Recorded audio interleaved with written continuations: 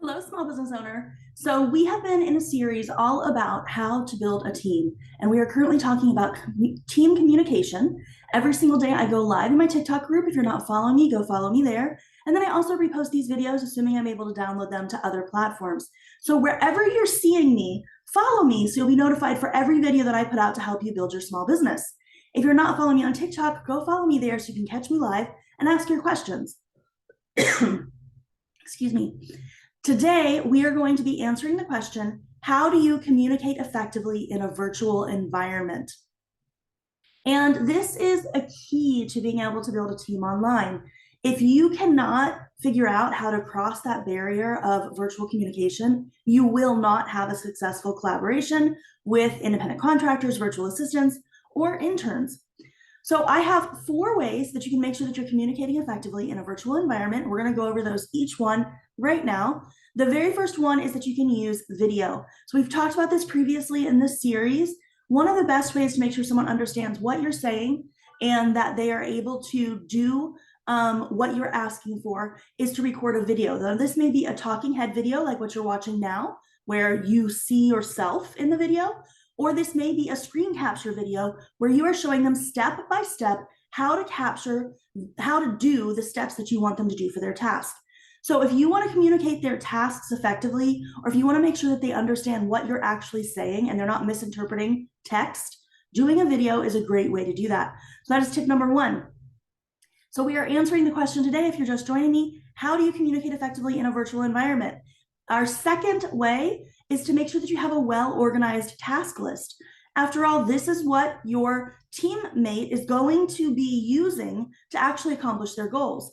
So if your task list is not well organized, if they cannot easily find what they're supposed to be doing next, then that is going to hinder you from being able to actually communicate what tasks they need to do effectively. Our third way to make sure that you can communicate effectively in a virtual environment is to use a chat feature. So this is where you're actually just typing in text. So typically this is where I have my VAs and interns message me if they have questions, if I need to touch base with them or notify them of a change in a task, especially if it's a recurring task, I'll message them in chat. And this is a really handy feature to just ask basic questions or to understand things that are just simple, that don't necessarily require a video. And so the chat feature is really important. But just keep in mind when you're using chat that it can be very difficult to tell what it is that you actually mean, and your intonation can be misunderstood via chat. So this is really more for short interactions.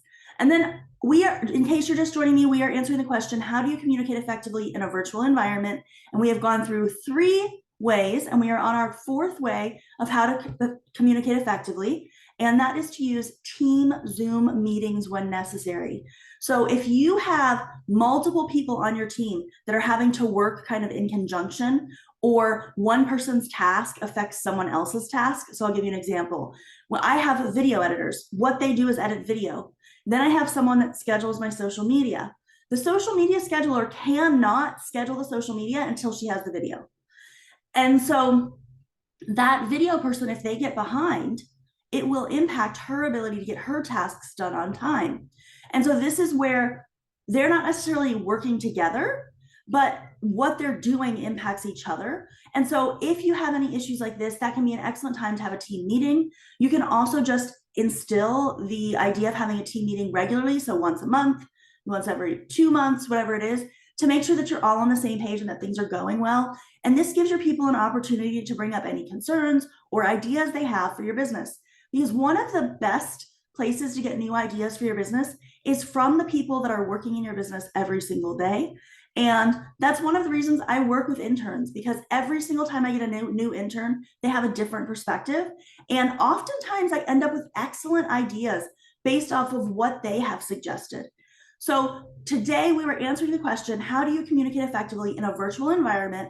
We had 4 ways: video, a well-organized task list, using chat, and team Zoom meetings when necessary. Now, I do have a favorite tool for organizing your team, and it is called ClickUp.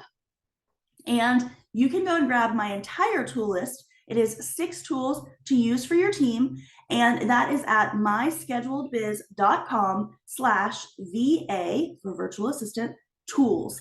And you can go grab that. It's just a list. You don't have to sign up for anything. You can just go grab my favorite tools right from that list. I hope to see you tomorrow. We'll be talking more about communicating with your team, and have a great day. Don't forget to follow me wherever that button is, and I hope to see you tomorrow.